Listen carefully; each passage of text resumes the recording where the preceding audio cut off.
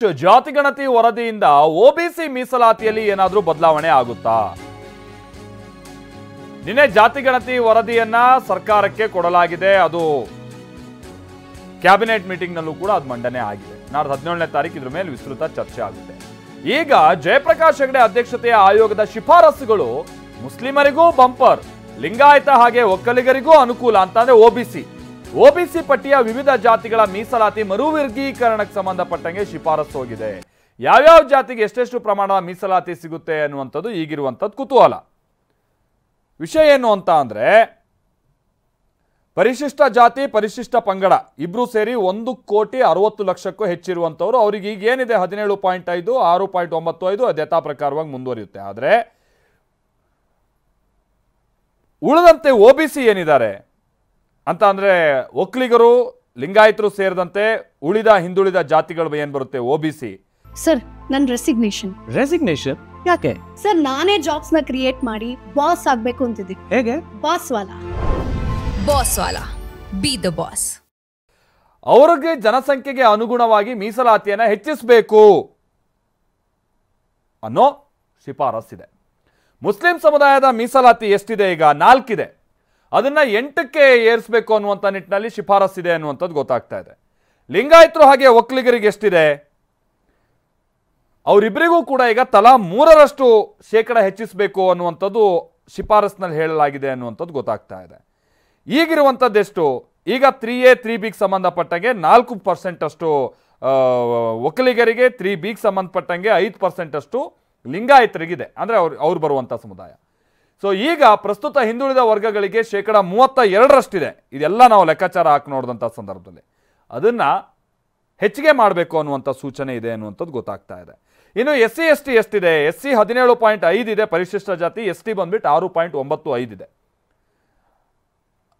So ಅವರ ಮೀಸಲಾತಿಯಲ್ಲೂ ಕೂಡ ಕೊಂಚ ಹೆಚ್ಚಿಗೆ ಆಗ್ಬಹುದು. ಬಟ್ ಒಬಿಸಿ ಮೀಸಲಾತಿ 32% ಇರುವಂಥದ್ದನ್ನು 51ಕ್ಕೆ ಏರಿಕೆ ಮಾಡಬೇಕು ಹಿಂದುಳಿದವರ ಮೀಸಲಾತಿ ಅನ್ನುವಂಥದ್ದು ಶಿಫಾರಸ್ಸಿದೆ ಅನ್ನುವಂಥದ್ದು ಗೊತ್ತಾಗ್ತಾ ಇದೆ. ಸರ್ಕಾರ ಅದನ್ನು ಹೇಗೆ ಪರಿಗಣಿಸುತ್ತೆ ಅನ್ನುವಂಥದ್ದನ್ನು ನಾವು ನೋಡಬೇಕಿದೆ.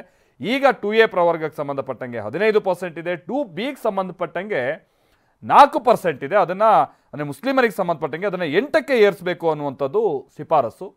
4 ಇರುವಂಥದ್ದು. ಮುಸ್ಲಿಂ ಜನಸಂಖ್ಯೆ ಒಂದು ಜಾತಿಯಾಗಿ ನಾವು ಕೌಂಟ್ ಮಾಡಿದಂಥ ಸಂದರ್ಭದಲ್ಲಿ 75,72,000 ಇದೆ ಅಂತಂದರೆ ಹೆಚ್ಚು ಕಡಿಮೆ 76 ಲಕ್ಷ. ಪರಿಶಿಷ್ಟ ಜಾತಿಯವರ ಜನಸಂಖ್ಯೆ ರಾಜ್ಯದಲ್ಲಿ 1 ಕೋಟಿಗೂ ಹೆಚ್ಚಿದೆ. ಪರಿಶಿಷ್ಟ ಪಂಗಡ, ಪರಿಶಿಷ್ಟ ಜಾತಿ ಎರಡು ಸೇರಿದ್ರೆ 1,60,00,000 ಮೀರುತ್ತೆ.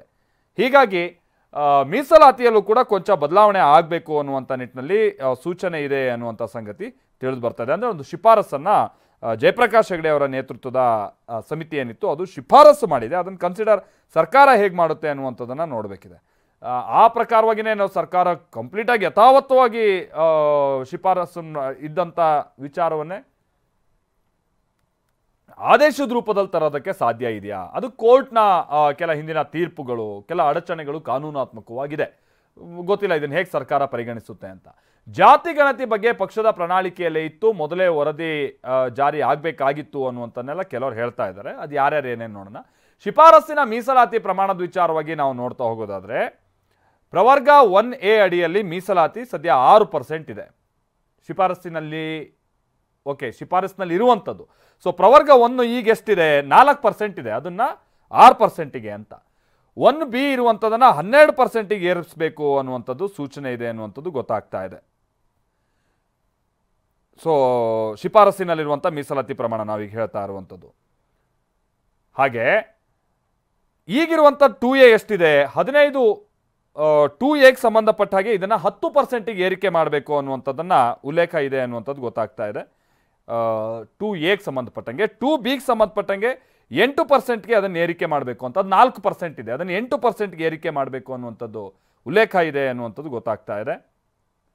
3Aಗೆ ಸಂಬಂಧಪಟ್ಟ ಹಾಗೆ ಈಗಿರುವಂಥದ್ದು 4%, ಅದನ್ನು 7%ಗೆ ಏರಿಕೆ ಮಾಡಬೇಕು ಅನ್ನುವಂಥದ್ದು ಉಲ್ಲೇಖ ಇದೆ ಅನ್ನುವಂಥದ್ದು ಗೊತ್ತಾಗ್ತಾ ಇದೆ. ಯಾವುದಿದು? 3A. ಈಗ ಅದು ಯಾರಿಗೆ? ಒಕ್ಕಲಿಗರು ಹಾಗೆ ಉಪಜಾತಿಗಳು ಬರುತ್ತವಲ್ಲ 3A ಅವರಿಗೆ. ಲಿಂಗಾಯತ ಹಾಗೆ ಉಪಜಾತಿಗಳು ಅವ್ರು 3Bಯಲ್ಲಿ ಬರ್ತಾರೆ, ಪ್ರವರ್ಗ 3Bಯಲ್ಲಿ ಬರ್ತಾರೆ. ಅವ್ರದ್ದೀಗ 5% ಇದೆ ಎಟ್ ಪ್ರೆಸೆಂಟು. ಅವರು ಈಗ ಜನಸಂಖ್ಯೆ ಹತ್ತತ್ರ 81 ಲಕ್ಷ ಇದೆ. ಹಂಗಾಗಿ ಅದು 5ನ್ನ 8% ಮಾಡಿ ಅಂತ ಸೂಚನೆ ಇದೆ. ಅಂದರೆ ಒಕ್ಕಲಿಗ ಲಿಂಗಾಯತರಿಗೆ ತಲಾ 3% ಅಷ್ಟು, ಒಟ್ಟು ಹಿಂದುಳಿದ ವರ್ಗಕ್ಕೆ ಈ ಮುಖೇನವಾಗಿ OBCಗೆ ಅವರ ಮೀಸಲಾತಿ ಪ್ರಮಾಣದಲ್ಲಿ ಹೆಚ್ಚಾಗಬೇಕು ಅನ್ನುವಂಥದ್ದು ಉಲ್ಲೇಖ ಇದೆ. ಹಾಗಾಗಿ ಇದನ್ನು ಕೆಲ ಜಾತಿಯವರು ಇದನ್ನು ಭಾಳ ನಮಗೆ ಆತಂಕ ಅನ್ನುವಂಥದ್ದನ್ನು ಏನು ಹೇಳ್ತಾ ಇದ್ದಾರೆ, ಅವರಿಗೂ ಅನುಕೂಲ ಇದೆ ಅನ್ನುವಂಥ ರೀತಿಯಾಗಿ ಶಿಫಾರಸ್ಸಿದೆ. ಆದರೆ ಸರ್ಕಾರ ಹೇಗೆ ಕನ್ಸಿಡರ್ ಮಾಡುತ್ತೆ ನೋಡಬೇಕು.